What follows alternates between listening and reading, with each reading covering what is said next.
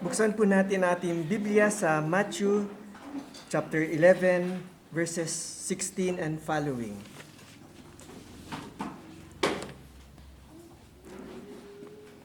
Verse 16. But to what shall I liken these generations?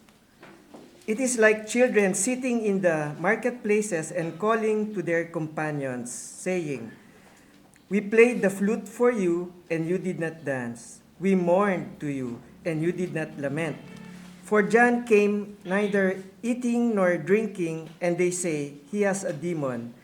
The Son of Man came eating and drinking, and they say, Look, a glutton and a wine bibber, a friend of tax collectors and sinners, but wisdom is justified by her children. Then he began to rebuke the cities in which most of his mighty works had been done, because they did not repent. Woe to you, Chorazin! Woe to you, Bethsaida! For if the mighty works which were done in you had been done in Tyre and Sidon, they would have repented long ago in sackcloth and ashes.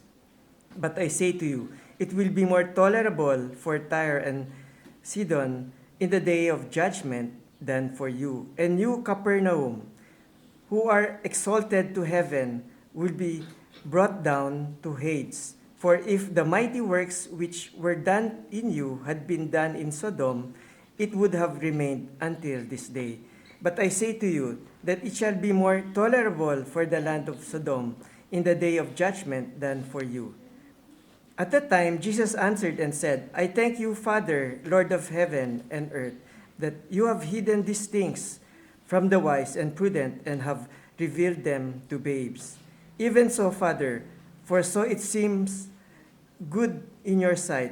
All things have been delivered to me by my Father, and no one knows the Son except the Father, nor does anyone know the Father except the Son, and the one to whom the Son wills to reveal him.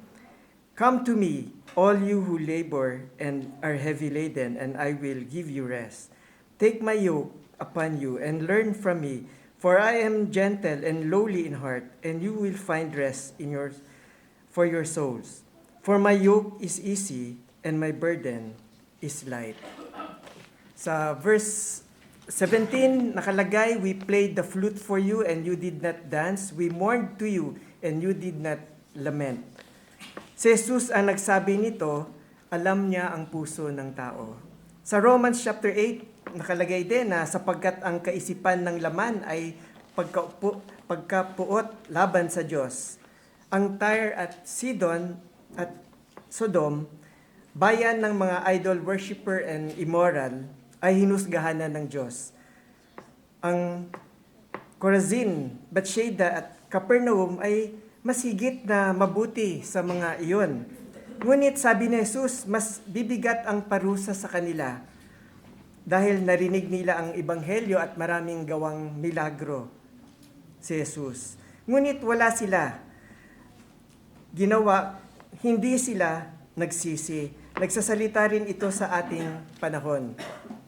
Ang mga nakakarinig Sunday after Sunday ng magandang balita, ngunit hindi pa rin nanampalataya sa Diyos, kayo ay nasa delikadong katayuan.